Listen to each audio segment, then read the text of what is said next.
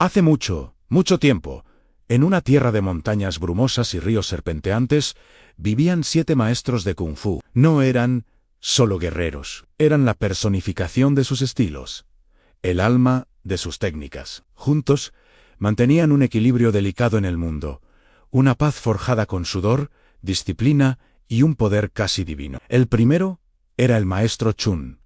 El tigre en su estilo era pura fuerza, directo y sin concesiones. Cada golpe era como el zarpazo de una bestia capaz de quebrar Geocaus. Chen era la roca del grupo, el pilar inamovible. Su necesidad era simple a orden. Creía que la fuerza era el único camino para mantener la disciplina y proteger a los inocentes. Su poder residía en su inquebrantable voluntad y su físico imponente. Luego estaba la maestra Lian, la grulla, elegante, paciente, precisa. Su kung fu era un baile mortal. Se movía con la gracia de un pájaro, esperando el momento exacto para atacar un punto vital. Lian anhelaba la armonía. Creía que la verdadera fuerza no estaba en aplastar al oponente, sino en entender su flujo y usarlo en su contra. Su poder era su mente estratégica y su paciencia infinita. El maestro Bao, el oso, era pura resistencia. Su estilo se basaba en absorber los ataques, agotando a sus enemigos hasta que no les quedaba nada. Era un hombre amable y de risa estruendosa, pero en combate era una montaña. Su mayo era deseo, era la protección. Quería crear un refugio para todos, un lugar donde la debilidad no fuera una sentencia de muerte. Su poder era su increíble capacidad para soportar cualquier castigo y seguir en pie. No podemos olvidar al maestro Kai, la mantis, rápido, impredecible y letal. Sus manos se movían a una velocidad que el ojo apenas podía seguir, atacando con ángulos extraños y ganchos mortales. Kai buscaba la perfección. Cada movimiento, cada respiración, debía ser impecable. Para él, el Kung Fu era un arte que exigía una dedicación absoluta y despreciaba la mediocridad. Su poder era su velocidad y su precisión quirúrgica. La maestra Mei era la serpiente, fluida, engañosa y sabia. Su estilo era un río de movimientos sinuosos, buscando envolver y someter. Mei era la diplomática del grupo, la que entendía los secretos del corazón humano. Anhelaba el conocimiento, creía que entender las motivaciones de los demás era la clave para evitar el conflicto. Su poder era su adaptabilidad y su profunda inteligencia emocional. El maestro Jin, el mono, era el bromista, el caos personificado. Su estilo era acrobático, juguetón y completamente impredecible. Saltaba, rodaba y se burlaba de sus oponentes, confundiéndolos hasta que cometían un error fatal. Jin solo quería libertad. Odiaba las reglas y las estructuras rígidas, creyendo que el espíritu solo podía florecer sin ataduras. Su poder era su agilidad sobrehumana y su capacidad para romper cualquier patrón. Y finalmente estaba el maestro Shen, el dragón. Él era el líder, el más poderoso y respetado. Su estilo no era uno solo, sino la fusión de todos. Podía ser tan feroz como el tigre, tan elegante como la grulla, tan resistente como el oso Anshen. Era el equilibrio. Su necesidad era mantenerlos a todos unidos, porque entendía que su verdadero poder no residía en sus habilidades individuales, sino en su unidad. Su poder era la sabiduría para combinar todas las fuerzas. Durante años, su amistad fue legendaria. Entrenaban juntos, reían juntos y defendían el reino codo con codo. La fuerza de Chun complementaba la paciencia de Lian.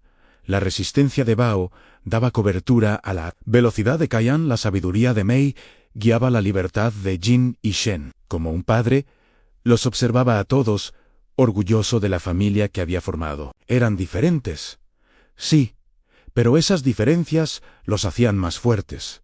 Eran los 7 pilares de un mundo en paz. Pero las sombras siempre encuentran una grieta por donde colarse. Un señor de la guerra, celoso de su poder y reputación, comenzó a sembrar la discordia. Susurró al oído de Chun que la diplomacia de Mei era debilidad. Le dijo a Kai que la alegría de Jin era una falta de respeto a su arte. Le insinuó a Lian que la fuerza bruta de Chun era primitiva y sin refinar. Poco a poco, las semillas del odio comenzaron a germinar. Chun empezó a ver la paciencia de Li Han como indecisión. Kai veía el estilo juguetón de Jin como una ofensa. Mei empezó a temer la impulsividad de Chun.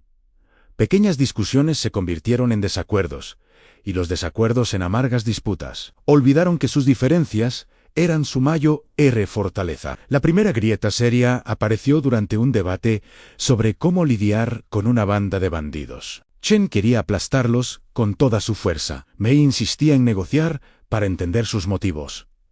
La discusión se calentó. Chun acusó a Mei de ser blanda, y Mei lo llamó un bruto sin cerebro. Por primera vez, el respeto entre ellos se rompió. El odio es un veneno que se extiende. Kai, obsesionado con la perfección, desafió a Jin a un duelo, harto de sus payasadas. El combate, que empezó como una prueba de habilidad, se tornó cruel. Kai hirió a Jin no solo en el cuerpo, sino en el espíritu, llamándolo un simple bufón. La amistad entre ellos murió ese día.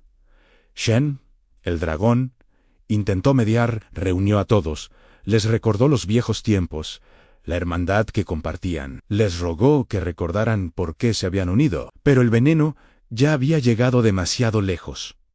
Sus palabras cayeron en oídos sordos. Cada maestro se atrincheró en su propia ideología, convencido de que su camino era el único correcto. La tragedia final ocurrió en el templo de la cima nublada. Su hogar, una discusión sobre el futuro de su escuela, se convirtió en un griterío. Las acusaciones volaron como flechas envenenadas. Y entonces ocurrió lo impensable. Chen, en un arrebato de ira, empujó a Bao Ankei, se burló de la lentitud de Lian. En un instante, el salón de entrenamiento se convirtió en un campo de batalla tigre contra grulla, mantis contra monan oso, contra serpiente. Fue una tormenta de puños y pies, un torbellino de poder desatado, no contra un enemigo, sino contra un hermano. Shen se interpuso en el centro, su corazón roto, usó todo su poder no para luchar, sino para separarlos, para absorber los golpes destinados a otros. La energía liberada en esa batalla fue catastrófica. Hizo temblar la montaña hasta sus cimientos. El templo, símbolo de su unidad, se derrumbó a su alrededor. Cuando el polvo se asentó, los 7 maestros estaban dispersos entre las ruinas, heridos y agotados. Pero las heridas más profundas no estaban en su piel, estaban en sus almas. El odio los había cegado. Habían destruido lo único que juraron proteger en su unidad. Se miraron los unos a los otros, no con la camaradería de antes, sino con la amargura de la traición. Sin decir una palabra, cada uno tomó un camino diferente, desapareciendo en el mundo que una vez habían protegido juntos. La leyenda de los 7 maestros de Kung Fu se convirtió en una advertencia. Una historia sobre cómo el poder sin sabiduría puede llevar a la ruina y cómo la amistad más fuerte puede ser destruida por el orgullo y el odio. El mundo, privado de sus guardianes, entró en una era de conflictos. Y en algún lugar,